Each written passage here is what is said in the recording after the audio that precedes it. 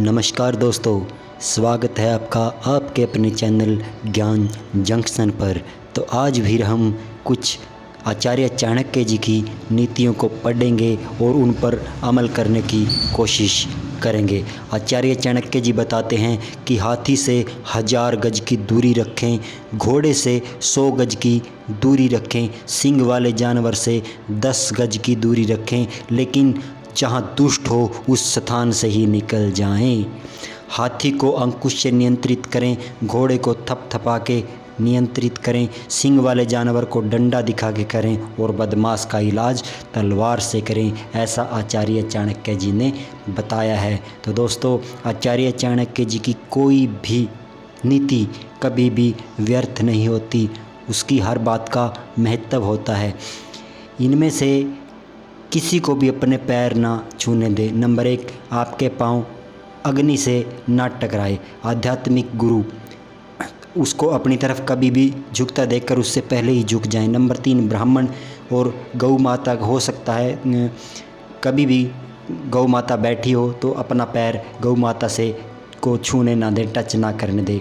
एक कुमारिका, एक उम्र में बड़ा आदमी और एक बच्चा, तो इन लोगों से आचार्य जी ने बताया कि कभी भी अपने पैर नहीं छूने देने चाहिए। जो व्यक्ति अर्थक व्यवहार करने में, ज्ञान अर्जन करने में, खाने में और काम धंधा करने में शर्माते नहीं हैं, वो सुखी हो जाते हैं। जो सुख और शांति का अनुभव स्वरूप ज्ञान से प्राप्त होता है, वैसा अनुभव लालची लोगों को, खासकर माया में भटके लोगों को प्राप्त नहीं होता। व्यक्ति को हमेशा खुद की पत्नी, वह भोजन जो विधाता ने प्रदान किया और उतना धन जितना ईमानदारी से मिल गया, इनमें ही संतुष्ट होना चाहिए। लेकिन कुछ चीज़ें ऐसी हैं जिनमें इंसान को कभी भी संतुष्ट नहीं होना चाहिए। आचार्य जी बताते हैं, अभ्यास और परमात्मा का सुमिरन और परोपकार, इन तीनों चीज़ों से इंसान को कभी भी संतुष्ट नहीं होना चाहिए। और दोस्तों, आप हमारे साथ जुड़े रहिए। आगे हम आचार्य जी के कुछ और चीज़ें पढ़ते हैं। आचार्य जी बताते हैं, ब्राह्मण अच्छे भोजन से तृप्त होते हैं। ब्राह्मण को यदि अच्छा भोजन मिल जाए तो यजमान से, तो उनको आशीर्वाद देते हैं और कहते हैं कि भगवान आपका भला करे।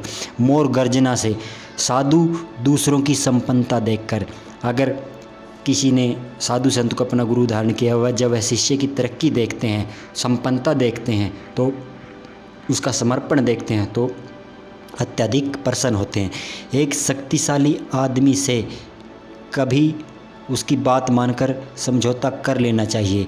एक दृष्टि का प्रतिकार करें, और जो व्यक्ति आपकी बार बार आपके साथ कठोरता का व्यवहार करे तो उससे दूरी बना लेने में ही अपनी समझदारी होगी। एक राजा की शक्ति उसकी शक्तिशाली भुजाओं में है, एक ब्राह्मण की शक्ति उसके ज्ञान स्वरूप में है, एक स्त्री की सुंदरता उसके मीठे वचनों में है। और दोस्तों, अपने व्यवहार में सीधे ना रहें। यदि आप वन में जाकर देखेंगे तो जो पेड़ सीधे उगे होंगे उन्हें सबसे पहले काट लिया जाता है, और जो तिरछे उगे होंगे वो अक्सर आपको खड़े हुए मिलेंगे। हंस वहाँ रहते हैं जहाँ पानी होता है, और पानी सूखने के बाद वो उस जगह को छोड़ देते हैं। आप किसी आदमी को ऐसा व्यवहार ना करने दें कि आपके पास आता जाता रहे। वह व्यक्ति जिसके पास धन है, जिसके पास मित्र संबंधी बहुत हैं, वही इस दुनिया में टिक पाता है और उसी को इज्जत मिलती है। स्वर्ग में निवास करने वाले देवताओं में और धरती पर निवास करने वाले लोगों में कुछ समानताएं पाई जाती हैं, जैसे परोपकार, मीठे वचन, भगवान की आराधना, ब्राह्मणों की पूर्ति। नरक में निवास करने वाले और धरती में निवास करने वाले लोगों में भी कुछ समानताएं पाई, जैसे अत्यधिक क्रोध, कठोर वचन, अपने ही संबंधियों से शत्रुता, नीच लोगों से मैत्री भाव, हीन हरकतें। तो यदि आप शेर की गुफा में जाते हो तो आपको हाथी के माथे का मणि मिल सकता है, लेकिन यदि आप लोमड़ी जहाँ रहती है वहाँ जाते हो तो बछड़े की पूंछ या गधे की हड्डी के अलावा कुछ नहीं मिलेगा। एक अनपढ़ आदमी की ज़िंदगी किसी कुत्ते की पूंछ की तरह बेकार है। उससे ना उसकी इज्जत ढकती है और ना ही कीड़े मक्खियों को भगाने में पूरा काम करती है। यदि आप दिव्यता चाहते हैं तो आपके वाचा, मन और इंद्रियों में शुद्धता होनी चाहिए। उसी प्रकार आपके हृदय में करुणा भावना और दया होनी चाहिए। जिस प्रकार एक फूल में खुशबू, तिल में तेल, अग्नि में लकड़ी में अग्नि, दूध में घी, गन्ने में गुड़ है, उसी प्रकार यदि आप ठीक से देखते रहोगे तो व्यक्ति के अंदर परमात्मा है। ऐसा ही आचार्य चाणक्य जी का कथन है। और यही कथन दोस्तों श्रीमद् भगवत गीता में श्री कृष्ण भगवान ने अर्जुन को कहा कि अर्जुन, जो अग्नि के अंदर जलने वाला ज्वलनशील तत्व है वो मैं हूँ। जो पानी के अंदर प्यास बुझाने वाला अहम तृप्ति कण है वो मैं हूँ।